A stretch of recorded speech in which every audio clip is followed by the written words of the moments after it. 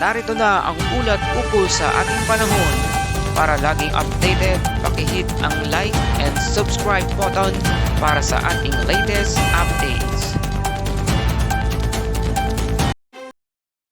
Magandang araw mga kababayan, ito ang Pilipinas Weather ngayon at narito ang update sa Bagyong Emong ngayong Friday, July 25, 2025. Huling lokasyon ng Bagyong Emong ay nasa karagatang sakop ng Calayan, Cagayan. Ito ay may lakas ng hangin na 85 km per hour at may bugso na umaabot sa 115 km per hour. Habang kumikilos pa norte, hilagang silangan sa bilis na 40 km per hour. Tropical storm na lamang si Emong, ngunit nananatiling banta ito sa ilang bahagi ng Hilagang Luzon. Signal number 2 pa rin sa Ilocos Norte, Apayao, Batanes, Babuyan Islands at Hilagang Kanlurang bahagi ng Cagayan. Signal number 1 naman sa Ilocos Sur, Abra, natitirang bahagi ng Cagayan Valley, Apayao, Kalinga, Mountain Province at Hilagang Isabela. Inaasahan pa rin ang malalakas na pag-ulan at gale force winds sa mga apektadong lugar.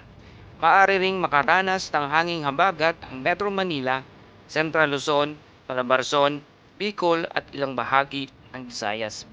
Para sa ating storm surge alert, posibleng tumaas ang tubig sa baybayin ng Batanes, Ilocos Norte, Ilocos Sur, Babuyan Islands at Cagayan hanggang 2 metro.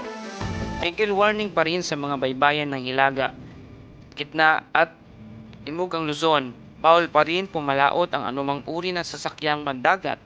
Para sa ating forecast track, ang Bagyong Emong ay posibleng lumabas ng PAR bukas ng umaga, July 26, at tuluyang humina bilang remnant low o pagsapit ng Sabado ng gabi. Manatiling nakaantabay sa mga opisyal na anunsyo ng Pag-asa. I-like and share at mag-comment ano man ang inyong lokasyon para mabigyan namin kayo ng localized update. Don't forget to subscribe sa Pilipinas Weather ngayon para lagi kang alerto, ligtas sa panahon. Maraming salamat.